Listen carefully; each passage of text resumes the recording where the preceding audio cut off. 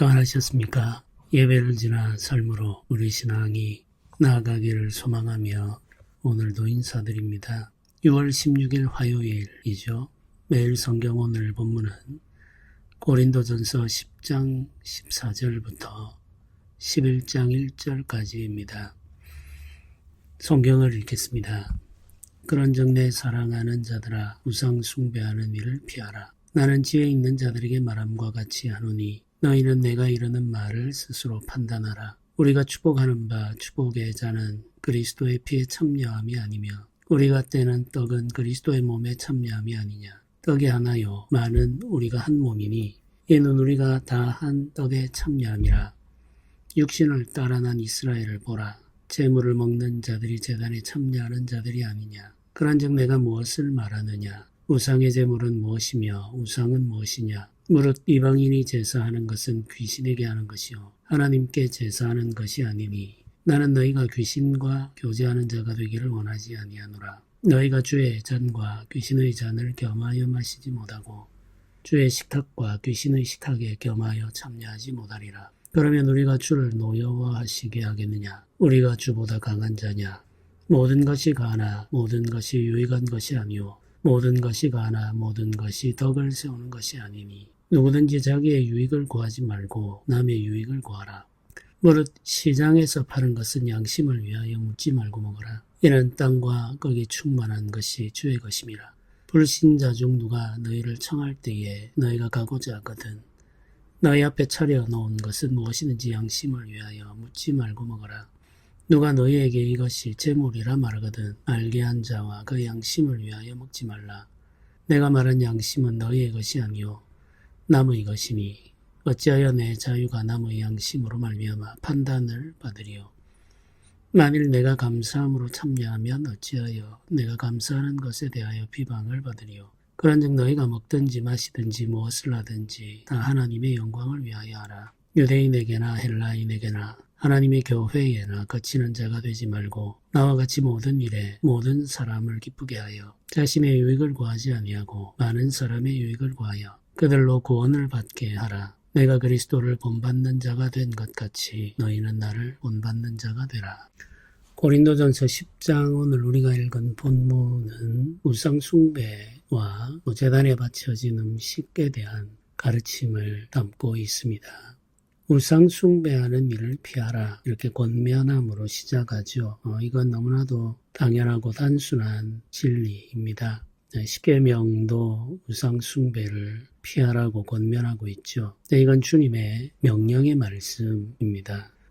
십계명은 없어지지 않는 주님의 말씀이죠. 돌판에 기록된 계명의 말씀으로 주님이 다시 오실 때까지 우리가 반드시 기억하고 지켜야 할 계명들이라고 할 수가 있겠습니다. 내 우상 숭배하는 일을 피하라고 말하고 나서 나는 지혜 있는 자들에게 말함과 같이 하노니 이렇게 이어집니다. 지혜로운 자들에게 말함과 같이 말하겠다 이런 말이죠. 지혜와 지식을 가지고 있다고 고린도 교회 신자들 중에 일부가 자랑하면서 우상의 신전에 바쳐진 제물을 담대하게 먹었단 말이죠.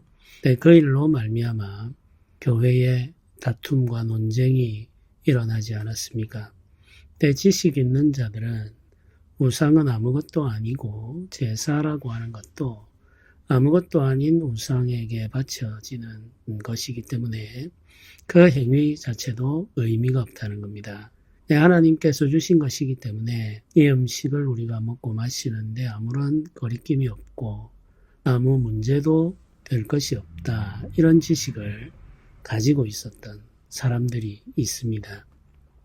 근데 일부의 신자들은 어떤 그리스도인들이 지식이 있다고 말하면서 우상의 제단에서 음식을 먹는 것을 보고 시험에 들게 된 거죠. 이런 현상을 이미 경험했습니다. 그리고 이전에는 고린도전서 이전에는 지식은 교만하게 한다 이렇게 말하고 사랑은 덕을 세운다 라고 말하면서 우리가 고기를 먹음으로 말미암아 누군가가 시험에 든다면 실족한다면 차라리 고기를 먹지 않는 것이 유익하다 이렇게 말해서 유익이 무엇이며 덕을 세우는 길이 무엇인지를 생각하라. 이렇게 가르치지 않았습니까? 네, 그런데 여기에서는 조금 다른 관점에서 접근을 합니다.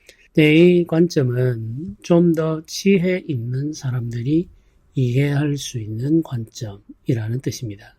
지혜 있는 자들에게 말함과 같이 말한다라는 말은, 지금부터 하는 말은 지혜 있는 사람들이 이해할 수 있는 지식의 가르침이다. 이런 뜻이죠. 앞서 전달했던 내용보다 훨씬 더 많은 지혜가 필요하고 지식이 필요하며 그 지혜와 지식을 가지고 신중하게 검토하고 살펴보아야만 깨달을 수 있는 진리를 말하겠다. 이런 의미입니다. 그렇게 말하면서 너희는 내가 이르는 말을 스스로 판단하라 이렇게 말하죠. 스스로 판단하라는 말은 너희가 지혜가 있는 자, 지식이 있는 자라면 이제부터 내가 하는 말이 무슨 의미인지 알 것이다. 이런 의미가 되겠습니다. 근데 이제 영적 진리에 대해서 말을 할 때, 이전에는 우상의 제물에 대한 말을 할 때 초보적인 지식에 근거해서 그들에게 말하고 가르쳤다면 이제는 좀 더 깊은 지식의 세계로 들어가서 진리에 대해서 그들에게 권면하고 가르치겠다. 이런 뜻이 되는 거죠. 우리가 복음의 진리 또는 하나님 나라의 진리 또 다양한 층위가 있음을 알 수가 있습니다. 깊이가 다르다는 이야기죠. 초보적인 것들로부터 시작해서 아주 깊은 영적 진리로 들어갈 수가 있습니다. 네, 그러면 어떤 사람들에게는 초보적인 진리를 가르치고 어떤 사람들에게는 영적 깊은 진리를 가르칠 것이냐, 그건 교사가 결정하는 거죠. 교사가 이것을 결정할 때 중요하게 참고하는 것은 가르침을 받는 사람들의 영적 상태입니다. 이들이 초보적인 진리의 가르침을 필요로 하는지 아니면 이들이 좀 더 깊은 영적 진리의 가르침을 필요로 하는지를 교사가 판단하여서 무엇을 가르칠지 결정할 수 있게 되는 거죠. 근데 고린도전서는 초보적인 진리로부터 시작해서 좀 더 깊은 영적 진리로 나아가고 있다는 사실을 우리가 알게 되죠. 근데 이제 우리의 신앙생활도 이와 같이 성장해 가야 된다는 사실을 기억할 필요가 있겠습니다. 그러면서 사도 바울이 고린도전서에 기록하고 있는 이 성령께서 주시는 그 은혜의 말씀을 통하여 주신 교훈들이 이어지죠. 그 교훈이 이어질 때 우상의 제단에 드려진 음식을 먹는 것과 성찬에 참여하는 것을 연결해서 설명합니다. 축복하는 바 축복의 잔, 성찬을 말하는 겁니다. 성찬, 특별히 이제 성찬 때 우리가 나누어 마시는 축복의 잔, 포도주를 말하죠. 이 포도주는 그리스도의 피에 참여합니다. 이렇게 설명하고 있습니다. 우리가 주의 성찬에 참여하는 것은 그리스도의 몸과 그리스도의 피에 참여하는 거죠. 떡은 그리스도의 몸, 포도주는 그리스도의 피입니다. 그 떡과 포도주를 먹고 마실 때 우리는 예수 그리스도의 몸에 참여하는 자가 되고 우리도 한 몸으로 지어지게 되죠. 그런데 우상의 제물의 음식을 먹는 자들은 어떠냐?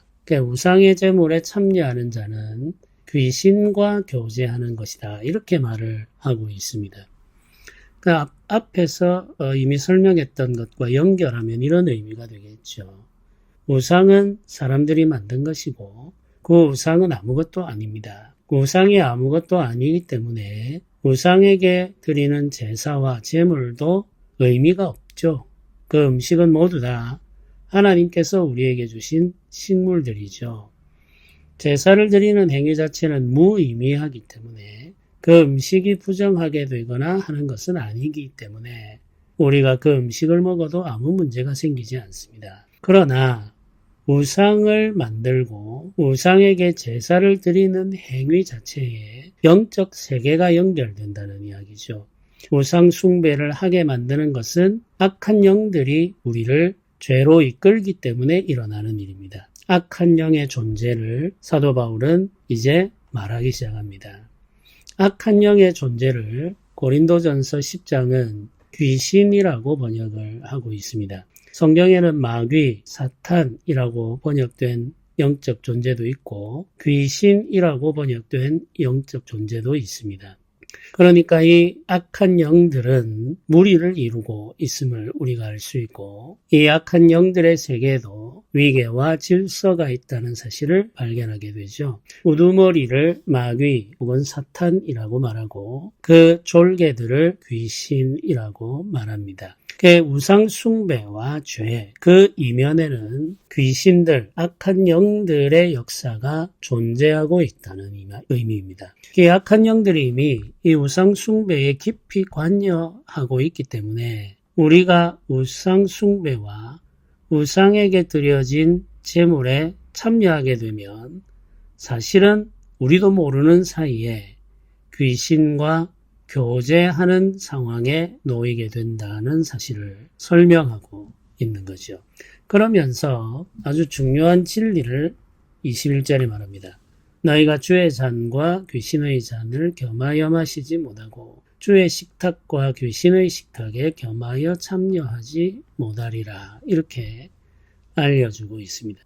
성찬이라고 하는 것은 떡과 포도주이죠. 그런데 이 성찬이 어떻게 그리스도의 몸이 됩니까? 그건 성령이 임재하심으로 말미암아 그리스도의 몸이 됩니다. 신비로운 일이죠. 우리가 성찬에 참여할 때 성령으로 말미암아 그리스도의 몸을 먹고 마시게 되는 것이고 그리스도의 몸에 참여하게 되는 거죠. 그리스도의 몸의 한 지체가 됩니다. 함께 성찬에 참여한 사람들은 성령께서 주시는 그리스도의 몸과 피를 먹고 마심으로 함께 그리스도의 몸에 참여하여 한 지체가 되는 거죠. 그리스도의 몸의 한 지체가 되는 겁니다. 이건 신비로운 일이죠. 성찬이 신비로운 일이듯이 우상의 제단에 참여하는 일 역시 신비로운 일입니다. 이건 영적인 의미를 가지고 있습니다. 우상 숭배라고 하는 이 일은 귀신들이 자극하고 충동해서 만들어낸 일입니다. 사람이 스스로 원해서 한 일이 아니라는 이야기죠. 사람들이 끊임없이 자기를 위하여 신을 만들어내고 그 신을 섬기는 방법을 만들어내는 이면에는 악한 영들의 역사가 있습니다. 악한 영들이 우리를 충동하고 우리를 이끌어서 우상을 숭배하게 하고 우상에게 제사를 드리게 하며 그 제단에 참여하게 하는 거죠. 그렇게 함으로써 자신들과 교제하게 만들고 자신들과 하나의 영이 되도록 이끌어가는 겁니다. 이게 이제 영의 세계에서 일어나는 신비로운 일이라는 이야기입니다. 그러니까 우상 숭배하는 이 일 속에는 영적인 힘들이 작용하고 있다고 지금 알려주고 있는 거죠. 영의 세계, 신비의 세계가 있으니 이 사실을 가볍게 생각하면 안 된다고 경고하고 있는 겁니다. 두 가지 지식이 있는 거죠. 실제로 우상이라고 하는 건 아무것도 아니고 제사가 의미 없다는 지식이 있죠. 근데 그 영의 세계를 들여다보면 우상 숭배와 제단에 드려지는 제물 그리고 그 제사 음식과 관여된 교제, 이 식사의 교제 속에 악한 영들이 개입함으로 말미암아 제사 드리는 자와 제사에 드려진 제단에 참여하는 자, 그 음식에 참여하는 자들이 귀신과 교제함으로 말미암아 그들의 악한 영의 세계 속에 끌려 들어갈 수 있음을 알려줍니다. 이 신비로운 세계를 안다면 우리가 예수 그리스도의 성찬에 참여하면서 귀신의 식탁에 참여하는 일은 있을 수가 없다라고 인정할 수밖에 없는 거죠. 새로운 논리가 이제 등장한 거죠. 영적 세계에 대한 지식으로 고린도 교회 성도들 중에 자신의 지식을 자랑하면서 우상의 제단에 거리낌 없이 참여하는 자들을 꾸짖고 그들을 깨우쳐주고 있는 겁니다.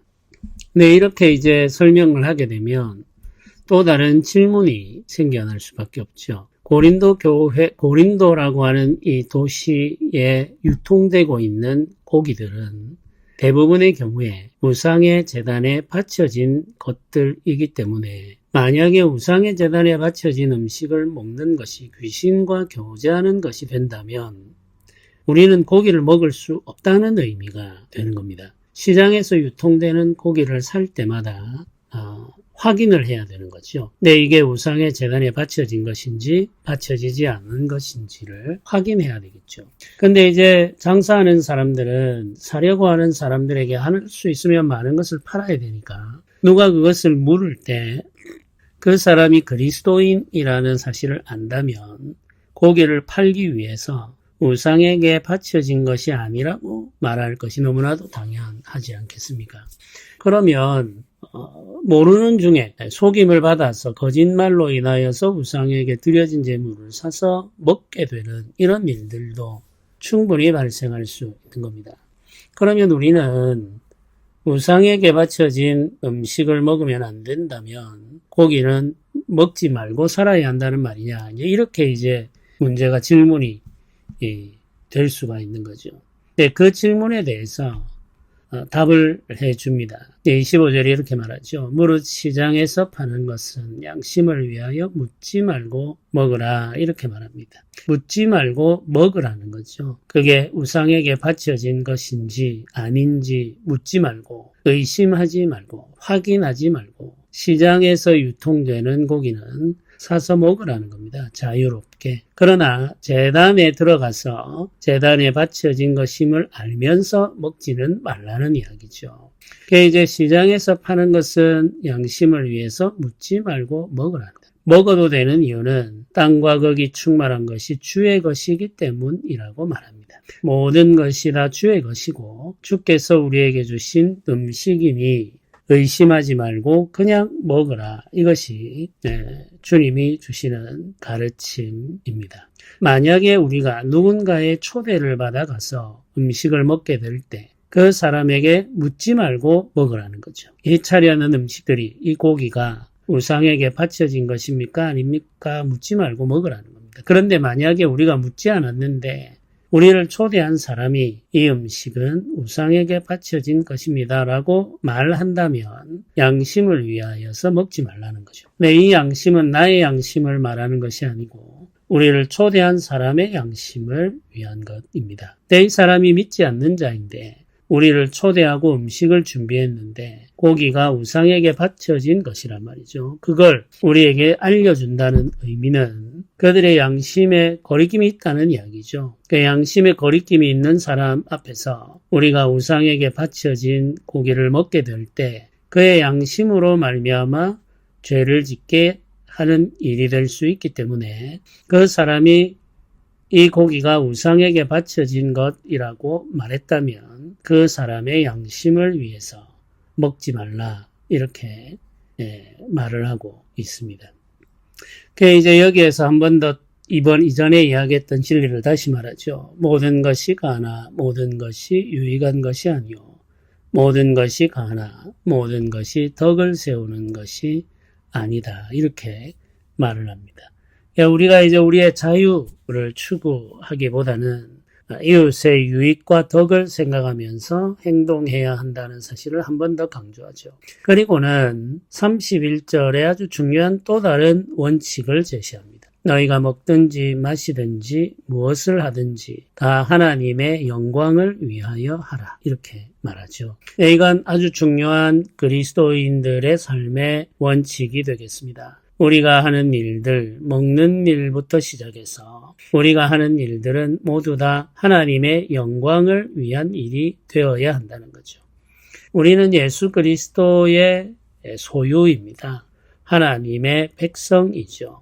주 예수 그리스도의 종이기도 합니다. 그러므로 우리의 삶은 우리의 것이 아니기 때문에 하나님의 영광을 위하여 들어져야 하는 거죠. 이게 마땅하고 당연한 겁니다. 근데 우리가 우리의 유익을 위해서 살고 우리의 꿈을 실현하기 위해 산다는 것은 주께서 우리의 주인이라는 사실을 부정하는 것과 같은 일이 됩니다. 그러니 구원받은 신자들은 예수 그리스도의 은혜에 감사하면서 예수 그리스도의 주권을 인정한 채 모든 일을 주 예수 그리스도의 영광을 위해서 해야 되는 거죠. 삼위 하나님의 영광을 위해서 먹는 것부터 시작해서 먹고 마시는 일로부터 시작해서 우리 삶의 모든 것이 하나님의 영광을 위한 일이 되어야 됩니다. 이것이 제자의 삶의 아주 중요한 원칙 중에 하나인 거죠. 하나님의 영광을 위해서 산다라고 하는 것은 이웃들에게 거치는 자가 되지 않는 것이며 이웃들의 유익을 위해서 사는 자가 되는 것이죠. 하나님을 위하는 것은 하나님의 계명을 지키는 것 아닙니까? 네, 하나님의 계명이 우리에게 요구하는 것은 너무나도 단순하죠. 이웃을 사랑하며 살라는 것입니다. 이웃을 사랑하며 산다는 것은 이웃의 유익을 먼저 생각하는 것이며 이웃의 덕을 세우는 삶을 사는 거죠. 그래서 모든 사람이 예수 그리스도를 알고 예수 그리스도 안에서 자라고 성장하도록 돕기 위해서 우리가 먹고 마시며 말하고 행하게 되는 겁니다. 이 일을 위해서 사도 바울이 지금까지 살아왔고 자신을 본으로 보이지 않았습니까? 모든 사람에게 그리스도를 전가하기 위해서 각 사람에게 맞게끔 그들의 모양과 그들의 습관을 따라 다가가는 것. 유대인에게는 유대인으로서 이방인에게는 율법이 없는 자처럼 다가가 그들의 친구가 되고 그들에게 복음을 전하여 믿게 하고 또 그들을 가르쳐 성장하게 했습니다. 그 일을 이미 말했고 그 일을 통하여 본을 보였죠. 그러면서 나를 본받는 자가 되라 이렇게 권면하고 있는 겁니다. 사도 바울이 예수 그리스도를 본받은 것처럼 고린도 교회 신자들도 사도 바울을 본받아야 하는 거죠. 이것이 제자 훈련입니다. 제자 훈련의 본질은 본을 받는 거죠. 지식을 더 채우는 것이 아니라 본을 받는 겁니다.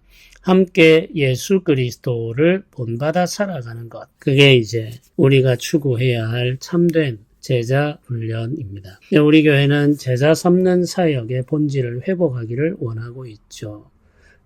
먼저 믿은 자들과 성장한 성도들이 예수 그리스도를 따름으로 처음 믿은 자들과 아직 미숙한 성도들이 예수 그리스도를 따르는 삶을 배우고 훈련하여 그 삶을 살아갈 수 있도록 이끌어주는 것. 이게 제자 삼는 사역입니다. 우리 교회가 하려고 하는 사역의 본질이 되겠습니다.